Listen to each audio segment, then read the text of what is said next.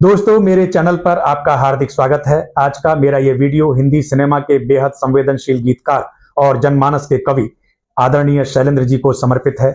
शैलेंद्र जी ने हमें एक से बढ़कर एक गीत दिए, जिनमें कुछ गीत वाकई उल्लेखनीय हैं, जैसे होठों पे सच्चाई रहती है जहां दिल में सफाई रहती है, हम उस देश के वासी हैं जिस देश में गंगा बहती है, जाने कहाँ गए वो दिन कहते थे तेरी याद में नजरों को हम बिछाएंगे, जीना यहाँ मरना यहाँ इसके सिवा जाना कहाँ, सजन रे झूठ मत बोलो खुदा के पास जाना है, ना हाथी है ना घोड़ा है वहां पैदल ही जाना है। एक से बढ़कर एक गीत शैलेंद्र जी ने हमें दिए। लेकिन दोस्तों, दुखद आयरनी ये रही कि जिस शख्स ने जिंदगी की फिलॉसफी को अपने गीतों में उड़ेल दिया, वही जिंदगी की मुश्किलों से जूझता हुआ इस दुनिया से चला गया। दोस्तों, ये वाकई दुख की बात है और जो सचमुच वाकई कलाकार होते हैं उनकी जिंदगी में ऐसी घटनाएं जरूर होती हैं, ऐसा मेरा मानना है। दोस्तों, शैलेंद्र जी रेलवे में कर्मचारी थे और इसके साथ वो कविताएं भी लिखा करते थे, कवि सम्मेलनों में शिरकत करते थे और अपनी रचनाएं सुनाते थे। तो कहीं पर राज कपूर जी ने शैलेंद्र जी को कविताएं सुनाते हुए देखा, उन्हें शैलेंद्र जी की रचनाएं बहुत पसंद आई, तो उन्होंने शैलेंद्र जी को अपनी फिल्मों के लिए गीत लिखने का ऑफर दिया।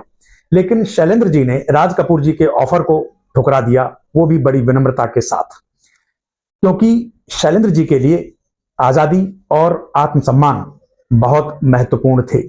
लेकिन एक वक्त ऐसा आया जब जीवन की कठिनाइयों ने उन्हें घेरा और आर्थिक तंगी से उन्हें जूझना पड़ा। तो थक हार कर वो राज कपूर जी के पास गए और राज कपूर जी का ऑफर उन्होंने एक्सेप्ट किया और राज कपूर जी के लिए गीत लिखना शुरू कर दिया। दोस्तों, शैलेंद्र जी मरते दम तक राज कपूर जी के फेवरेट गीतकार रहे। दोस्तों, शैलेंद्र जी सिर्फ एक गीतकार ही नहीं थे, बल्कि वो सपनों को जीने वाले एक इंसान थे। इसीलिए उन्होंने तीसरी कसम नाम की एक फिल्म शुरू की, जिसे उन्होंने प्रोड्यूस किया था। और दोस्तों, ये फिल्म पैसे की तंगी की वजह से डिले होती रही, शूटिंग होती थी फिर रुक जाती थी, सेट लगते थे फिर सेट जर्जर हो जाते थे, जिससे फिल्म का बजट बढ़ गया और शैलेंद्र जी कर्जे में दबते चले गए। दोस्तों, आज तीसरी कसम क्लासिक फिल्म मानी जाती है, मील का पत्थर मानी जाती है, लेकिन जब ये फिल्म रिलीज हुई थी तो बॉक्स ऑफिस पर कोई कमाल नहीं कर पाई थी, ये फिल्म फ्लॉप हो गई थी, जिससे शैलेंद्र जी सदमे में आ गए थे और उनके ऊपर जो कर्जा चढ़ा हुआ था, तो कर्जा लेने वाले लोग तकादा करने लगे थे। उन्हें उनका घर जो बंगला था वो भी बेचने की नौबत आ गई थी।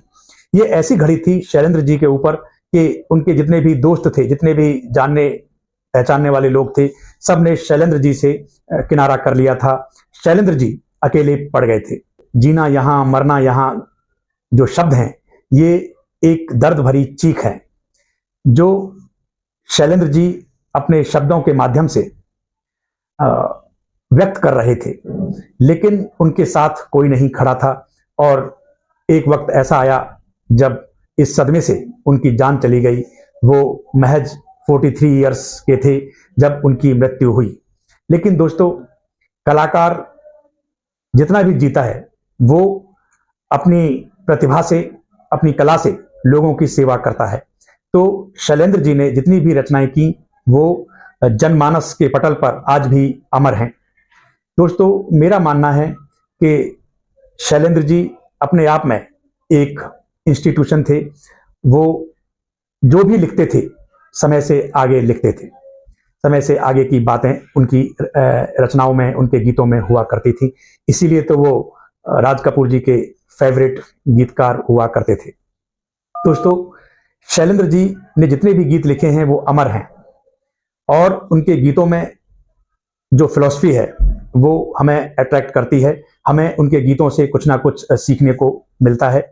और दोस्तों, शैलेंद्र जी आज इस दुनिया में नहीं हैं, लेकिन उनकी आवाज आज भी गूंजती है।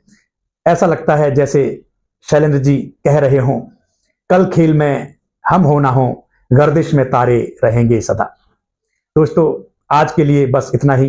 स्टे सेफ, टेक केयर, जय हिंद, वंदे मातरम।